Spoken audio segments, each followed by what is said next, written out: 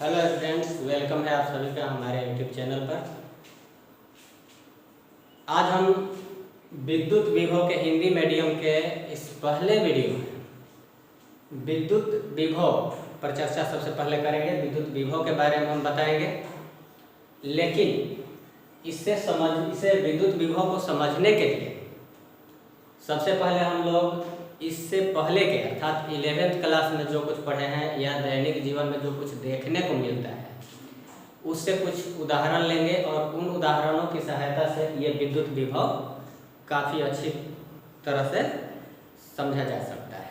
ठीक है, तो हम लोग पिछले क्लास में 11th क्लास में ऊष्मा और ताप के बारे में हम लोग पढ़े थे। ठीक है, तो ताप क्या था? तो किसी वस्तु की वह तापीय अवस्था जो ऊष्मा के प्रवाह की दिशा को निर्धारित करती है। जैसे अगर दो वस्तुओं को एक दूसरे से संपर्क में रखते हैं, जैसे यहाँ पर दो वस्तुएं हैं और दो वस्तुओं को एक दूसरे के संपर्क में रखते हैं, ए और बी को। ए जो है उच्च ताप पर है और बी निम्न ताप पर है, एक हाई टेम्परेचर पर है और एक लो टेम्परेचर पर है। तो ऊष्मा का प्रवाह किसमें से किसमें होता है? उच्च ताप वाली वस्तु से निम्न ताप वाली वस्तु में होती है। ठीक इसी तरह से अगर हम दो बर्तन में पानी रखते हैं तो और दोनों को कनेक्ट करते हैं, जैसा कि यहाँ पर देख रहे हैं, देख सकते हैं कि आयतन के हिसाब से या द्रव्यमान के हिसाब से ए से ज्यादा बी में पानी है ना? ए से ज्यादा बी में पानी है। लेकिन अगर दोनों को एक पाइप के द्वारा हम जोड़ देते हैं तो ए से बी में पानी का प्रवाह होगा। क्यों होगा? क्योंकि ए में पानी की ऊंचाई अधिक थी और बी में पानी की ऊंचाई कम है। ठीक है, तो यहाँ पर जल के प्रवाह की दिशा कौन निर्धारित कर रहा है? पानी की ऊंचाई। पानी के तल का जो ऊंचाई है वो निर्धारित कर रहा है कि पानी किस बर्तन से किस बर्तन में जाएगा। ये निर्धारित नहीं कर रहा है कि किसमें ज़्यादा पानी है किसमें कम पानी है, इससे कोई लेना देना नहीं है। पानी के तल की ऊंचाई किसमें अधिक है, ठीक है, उसमें से कम ऊंचाई वाले पानी के तल वाले बर्तन में पानी का प्रवाह होता है। ठीक है, यही इसी तरह से यहाँ पर देख सकते हैं कि किस वस्तु में ज़्यादा ऊष्मा है, ए में है कि बी में है, उससे कोई लेना देना नहीं है ऊष्मा के प्रवाह की दिशा निर्धारित करने के लिए, बल्कि ये जरूरी है कि किस वस्तु का ताप अधिक है। अगर ए वस्तु का ताप अधिक है, भले ही इसमें कम ऊष्मा हो, लेकिन अगर इसका ताप अधिक है और बी में ताप कम है, भले ही बी में अधिक ऊष्मा हो, तो अधिक ताप वाली वस्तु से कम ताप वाली वस्तु में ऊष्मा का प्रवाह होता है। ठीक है, तो जिस तरह से ऊष्मा के प्रवाह की दिशा ताप निर्धारित करता है, जिस तरह से पानी के प्रवाह की दिशा पानी के तल की ऊंचाई निर्धारित करती है, ठीक उसी तरह से आवेश के प्रवाह की दिशा अर्थात विद्युत धारा के प्रवाह की दिशा को निर्धारित करने वाला फैक्टर कौन सा है? तो विद्युत विभव है। अगर दो आवेशित वस्तुओं, एक है ए और दूसरी है बी, दो आवेशित वस्तु है ए और बी, अगर हाई पोटेंशियल पर ए है और बी लो पोटेंशियल पर है, ठीक है, मतलब कि उच्च विभव पर है ये, और बी जो है निम्न विभव पर है, ठीक है, भले ही एक में ज्यादा आवेश हो और बी में कम आवेश हो, उससे कोई लेना देना नहीं है कि आवेश की मात्रा किसमें अधिक है किसमें कम है, इससे कोई लेना देना नहीं है। किससे लेना देना है? विभव से। जिसमें उच्च विभव है जिस वस्तु का, उस वस्तु से निम्न विभव वाला अर्थात कम विभव वाली वस्तु में आवेश का प्रवाह होता है, अर्थात विद्युत धारा का प्रवाह होता है। ठीक है, तो हम कह सकते हैं कि विद्युत विभव आवेश के प्रवाह की दिशा निर्धारित करती है। विद्युत विभव किसको निर्धारित करती है? आवेश के प्रवाह की दिशा को निर्धारित करती है। अतः हम कह सकते हैं कि विद्युत विभव किसी चालक की वह विद्युतीय अवस्था है, विद्युत विभव किसी चालक की वह विद्युतीय अवस्था है जो यह बतलाती है कि अगर दो चालकों को एक दूसरे के संपर्क में रखते हैं तो आवेश पहली वस्तु से दूसरी वस्तु में प्रवाहित होगी या दूसरी वस्तु से पहली वस्तु में प्रवाहित होगा आवेश। ये बताने वाला जो भौतिक राशि है वह विद्युत विभव है। ठीक है, तो अब हम लोग देखेंगे कि विद्युत विभव का माप किस तरह से किया जाता है। ठीक है, तो अब हम लोग अगला टॉपिक लेते हैं विद्युत विभव की माप। विद्युत विभव की माप किस प्रकार से की जाती है? विद्युत विभव की माप। ठीक है, मेजरमेंट ऑफ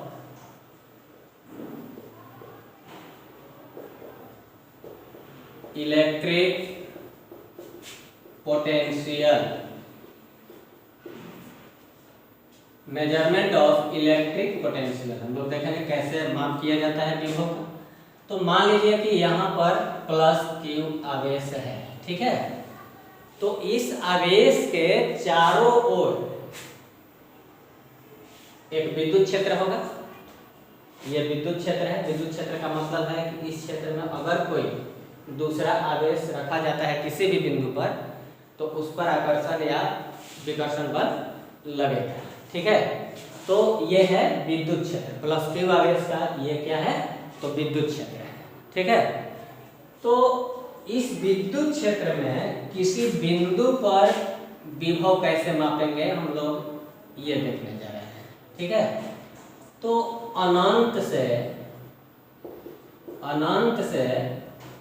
एकांक परीक्षण धनावेश को प्लस 1 कूलम।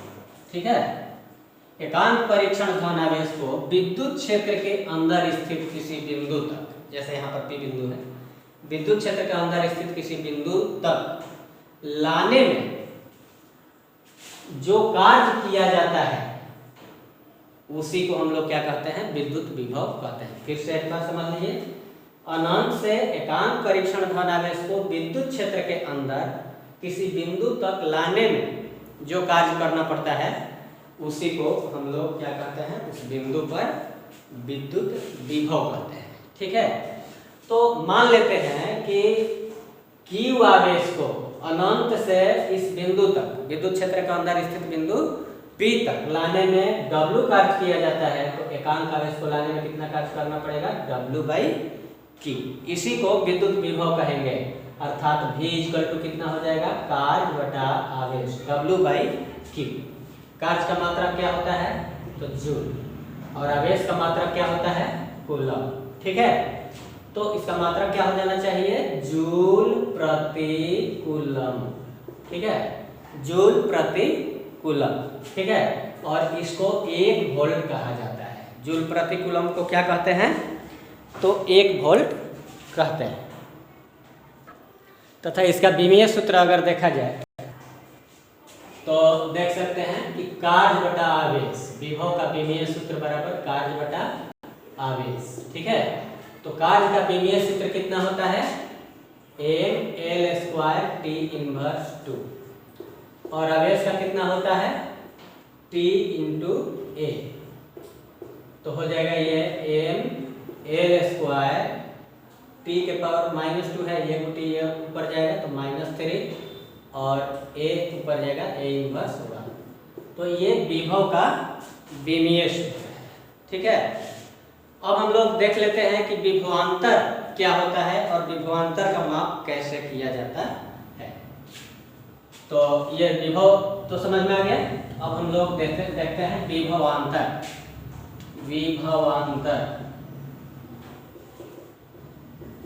Potential difference. तो नाम से ही स्पष्ट हो रहा है, विभवांतर, विभव में अंतर, अर्थात विद्युत क्षेत्र के अंदर स्थित किन्हीं दो बिंदुओं के विभव में जो अंतर होगा उसी को हम लोग क्या कहेंगे? विभवांतर। ठीक है, जैसे ये प्लस क्यू आवेश है और इसके चारों ओर विद्युत क्षेत्र है, और इस विद्युत क्षेत्र में दो बिंदु हैं। सपोज कीजिए कि दो बिंदु हैं, एक वो है P1 और एक वो है P2। ठीक है, तो मान लीजिए कि बिंदु P1 पर विभव है V1 और P2 पर विभव है V2। ठीक है, तो कौन बड़ा है, V1 बड़ा है या V2 बड़ा है? V1 बड़ा है या V2 बड़ा है, ये सोचना है। तो मान लीजिए कि एकांक परीक्षण धन आवेश को परिभाषा के अनुसार किसी बिंदु पर विभव क्या होता है कि एकांक परीक्षण धन आवेश को अनंत से बिंदु P1 पर लाने में जो कार्य किया जाएगा वह है बिंदु P1 पर का विभव, और अनंत से एकांक परीक्षण धन आवेश को बिंदु P2 तक लाने में जो कार्य किया जाएगा वह है P2 पर का विभव। ठीक है, तो यहाँ से एक कूलम को अनंत से P1 पर लाने में ज्यादा कार्य करना पड़ेगा कि P2 तक लाने में ज्यादा कार्य करना पड़ेगा? तो स्पष्ट है कि P2 पर ज्यादा कार्य करना पड़ेगा लाने में, इसलिए P2 पर बिंदु P2 का विभव अधिक है और बिंदु P1 का विभव कम है। ठीक है, अर्थात V2 बड़ा है V1 से। ठीक है, V2 बड़ा है V1 से। तो यह स्पष्ट हो गया कि P2 पर विभव ज्यादा है और P1 पर विभव कम है। ठीक है, तो इनके बीच विभवांतर कितना हो जाएगा, V2 माइनस V1। इसको हम लिख सकते हैं डेल्टा V।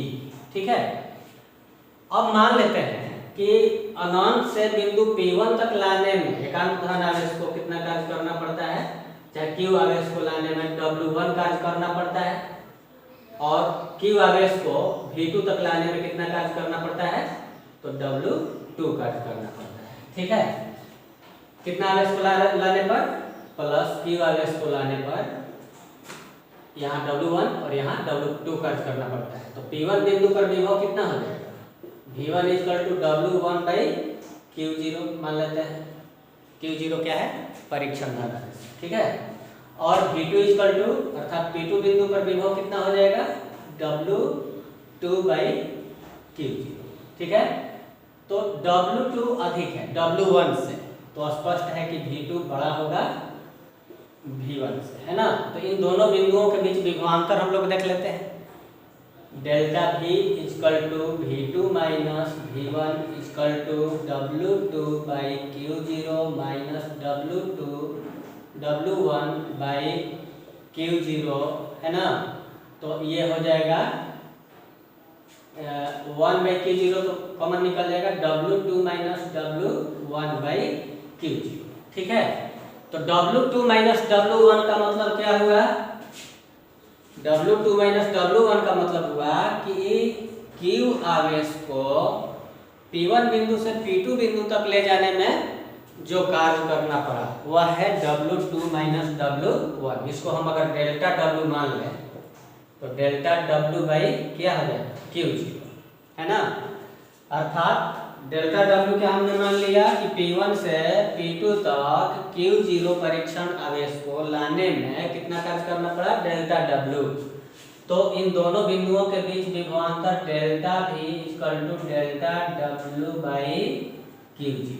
ठीक है, ऐसे भी लिख सकते हैं, Q0 आवेश को P1 बिंदु से P2 बिंदु तक ले जाने में डेल्टा W कार्य करना पड़ रहा है, तो एकांक आवेश को ले जाने में कितना कार्य करना पड़ेगा, डेल्टा W बाई Q0। ठीक है, तो एकांक परीक्षण धन आवेश को P1 बिंदु से P2 बिंदु तक ले जाने में जो कार्य करना पड़ता है वह इन दोनों बिंदुओं अर्थात P1 और P2 के बीच विभवांतर का कार्य करेगा। तो परिभाषा क्या हुआ विभवांतर का, विभवांतर का परिभाषा हुआ कि एकांक परीक्षण धन आवेश को विद्युत क्षेत्र के अंदर एक बिंदु से दूसरे बिंदु तक ले जाने में जो कार्य करना पड़ता है उसे उन दोनों बिंदुओं के बीच क्या कहते हैं, तो विभवांतर कहते हैं। विभवांतर का मात्रक और विमा नहीं होता है जो विद्युत विभव का होता है। हम बता चुके हैं विद्युत विभव का मात्रक और विमा, वही विभवांतर दो बिंदुओं के बीच विभवांतर का भी मात्रक और विमा होगा। ठीक है, तो अब हम लोग देखेंगे विद्युत क्षेत्र में किसी आवेश को विस्थापित करने में किया गया कार्य। मान लेते हैं कि 10 q आवेश के चारों ओर विद्युत क्षेत्र है और इस विद्युत क्षेत्र में दो बिंदु हैं P1 और P2, ठीक है। और आवेश Q को कितना आवेश है, आवेश Q को P1 बिंदु से P2 बिंदु तक लाने में डेल्टा W कार्य करना पड़ता है और इन दोनों बिंदुओं के बीच विभवांतर कितना है, तो डेल्टा V, ठीक है। तो अभी हमने बताया है कि delta V equal to delta W by Q, ठीक है। तो डेल्टा W इक्वल टू कितना हो जाएगा, Q इंटू डेल्टा V हो जाएगा। मतलब आवेश गुना विद्युत विभव इक्वल टू क्या होता है, कार्य होता है। लेकिन 11वां क्लास में कार्य ऊर्जा प्रमेय था। कार्य ऊर्जा प्रमेय कहता था कि कार्य करने के लिए ऊर्जा की जरूरत होती है, जितनी ऊर्जा खर्च होगी उतना ही क्या होगा, तो कार्य होगा, उससे अधिक कार्य नहीं हो सकता है, यही ना।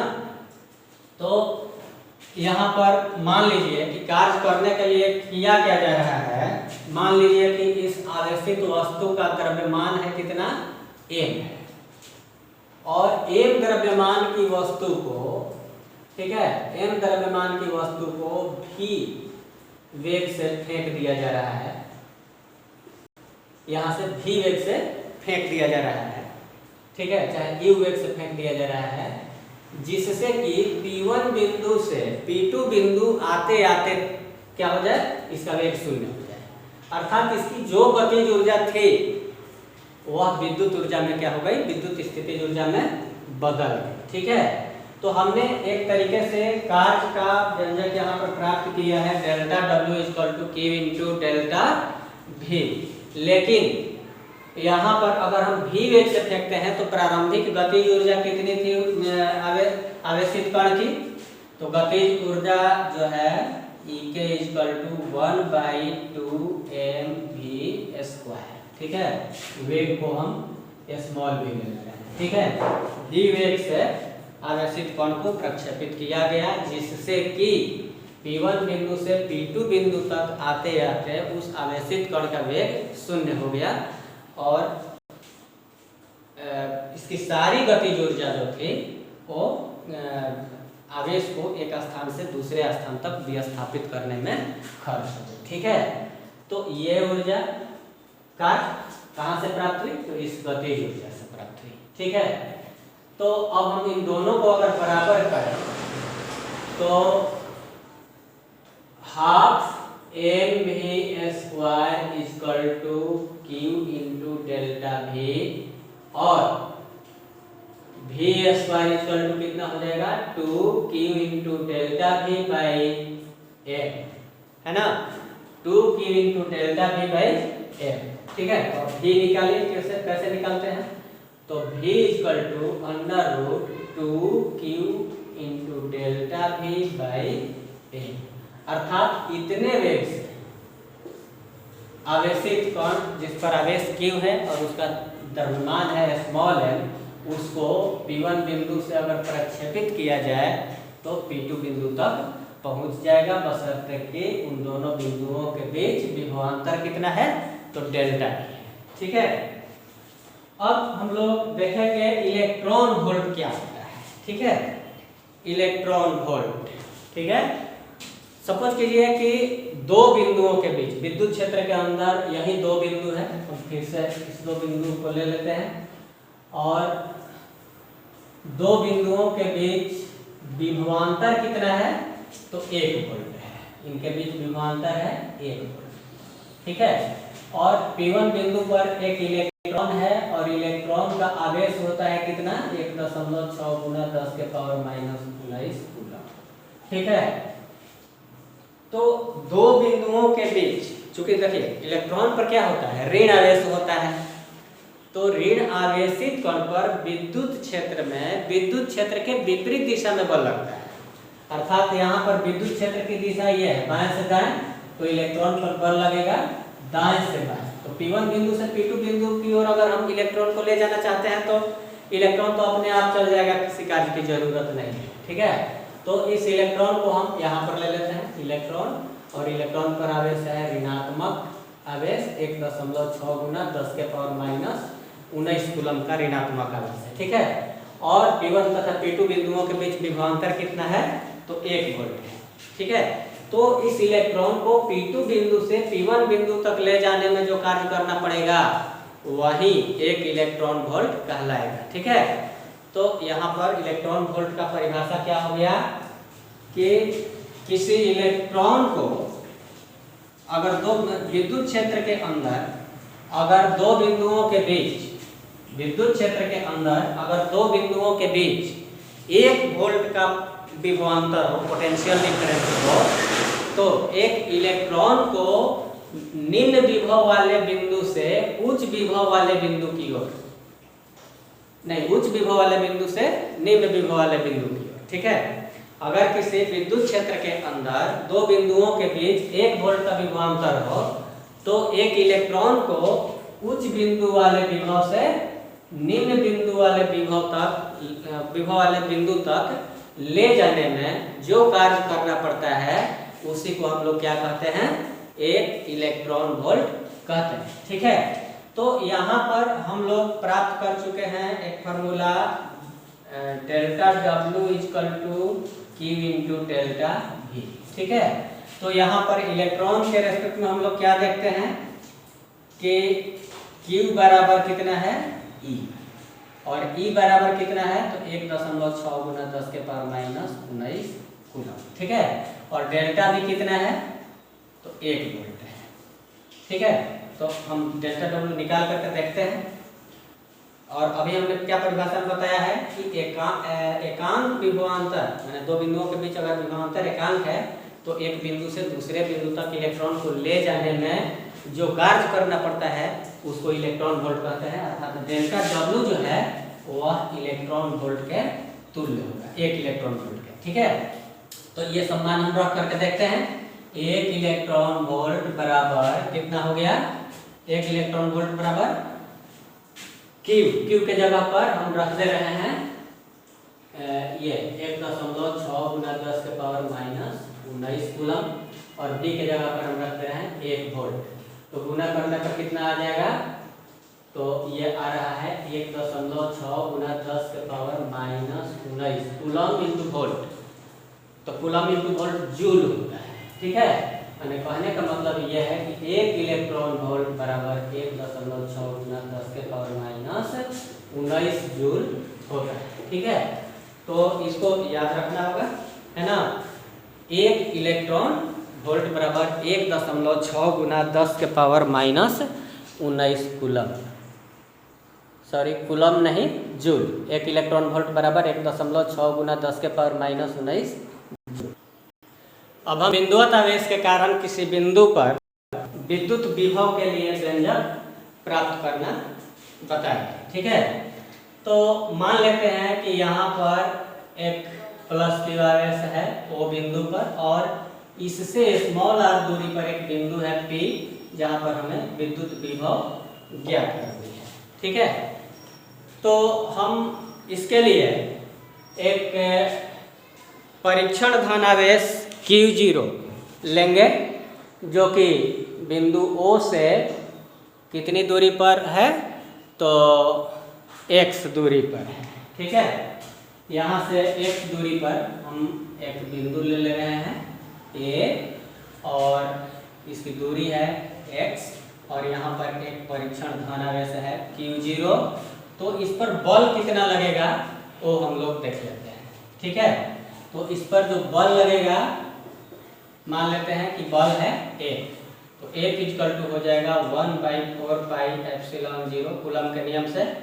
Q1 के जगह पर Q, Q2 के जगह पर कितना है Q0 बाई R स्क्वायर के जगह पर इन दोनों बिंदुओं के बीच कितना दूरी है, तो x है, तो x square 1/4 pi epsilon 0 Q0 by x square. बल लग रहा है किधर, दाईं ओर बल लग रहा है। तो सोच सकते हैं कि अगर हमें इस आवेश को बिंदु B से बिंदु A तक लाना है, बिंदु B से बिंदु A तक लाना है, और बी से ए की दूरी कितनी है, तो डेल्टा एक्स या dx मान लेते हैं, dx दूरी है, अल्प दूरी है, और हमें बिंदु बी से बिंदु ए तक आवेश Q0 को लाना है। तो कितना कार्य करना पड़ेगा, तो कार्य बराबर होता है बल गुना विस्थापन F इंटू dx। लेकिन दूरी यहाँ घट रही है ना, बी बिंदु से ए बिंदु की ओर लाया जा रहा है ना आवेश को, इसलिए हम क्या लिखेंगे, dx नहीं माइनस dx यहाँ पर हम लिखेंगे। तो यहाँ पर आ जाएगा माइनस ए इंटू dx, और f का वैल्यू कितना आया हुआ है हम लोगों का, तो ये आया हुआ है 1/4πε0 Q0/x² इंटू यहाँ पर है dx, तो dx लिख दे रहे हैं, ठीक है। तो इतना कार्य करना पड़ेगा आवेश Q0 को बिंदु B से बिंदु A तक ले आने में, ठीक है। लेकिन विद्युत विभव का परिभाषा क्या है कि अनंत से किसी एकांक परीक्षण धन आवेश को दिए गए बिंदु तक लाने में जो कार्य करना पड़ता है, तो दिया गया बिंदु जो P है वो कितनी दूरी पर है, आवेश प्लस Q से स्मॉल r दूरी पर है। तो पहले हम आवेश Q0 को अनंत से बिंदु P तक लाने में कितना कार्य करना पड़ेगा वो मालूम कर लेंगे। तो हम पूरा कार्य निकालते हैं। आवेश Q0 को अनंत से विद्युत क्षेत्र के अंदर बिंदु P तक लाने में किया गया कार्य, ठीक है। तो W इक्वल टू कितना हो जा रहा है, तो dW को इंटीग्रेट करना पड़ेगा। कहाँ से कहाँ तक इंटीग्रेट करना पड़ेगा, तो अनंत से बिंदु P कहाँ पर है, r दूरी पर है, तो अनंत से स्मॉल r के बीच में क्या करना पड़ेगा, इसको समाकलन करना पड़ेगा। इसका मान हम रख देते हैं। तो जो जो नियतांक है उसको हम बाहर निकाल देते हैं, माइनस, तो माइनस बाहर कर दिए, Q0 नियत है बाहर, 4πε0 बाहर, ठीक है। हम समाकलन किसका करेंगे, 1/x² इंटू dx, इसका हम समाकलन करेंगे, ठीक है। तो 1/x² का समाकलन कितना होता है, माइनस 1/x। यहाँ पर देख सकते हैं कि 1/x² है, तो उसको हम लिख सकते हैं x के पावर -2 dx।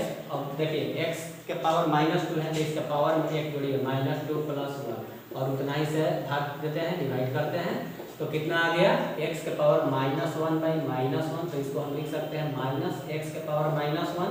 तो माइनस x के पावर -1 है ना, तो ये नीचे आएगा, तो पावर क्या हो जाएगा, x के पावर -1 नहीं, x के पावर 1 हो जाएगा, मतलब -1/x आता है। तो हम यहाँ पर लिख रहे हैं -Q0/4πε0, 1/x² है ना, तो इसको हमने लिख दिया कितना, -1/x, ठीक है। और समाकलन की सीमा कितनी है, तो अनंत से r तक। तो देखिए हम यहाँ पर लिख रहे हैं अनंत से r, यहाँ भी लिखेंगे अनंत से r, माइनस माइनस प्लस, ठीक है। तो हम यहाँ पर लिखेंगे Q0/4πε0 1/x, ठीक है। इस value ranges from infinity to r, इसका वैल्यू कहाँ से कहाँ तक परिवर्तित हो रहा है, x का वैल्यू तो अनंत से लेकर r तक परिवर्तित हो रहा है, ठीक है। तो हम यहाँ पर Q0/4πε0 और x के जगह पर एक बार r रखेंगे, ठीक है। तो 1/, हो जाएगा यहाँ पर 1/r, माइनस एक बार अनंत रखेंगे, तो ये हो गया अनंत x के जगह पर। तो देख सकते हैं यहाँ पर कितना हो रहा है, Q0/4πε0 1/r, क्या कि एक में अनंत से भाग देंगे तो हो जाएगा 0, ठीक है।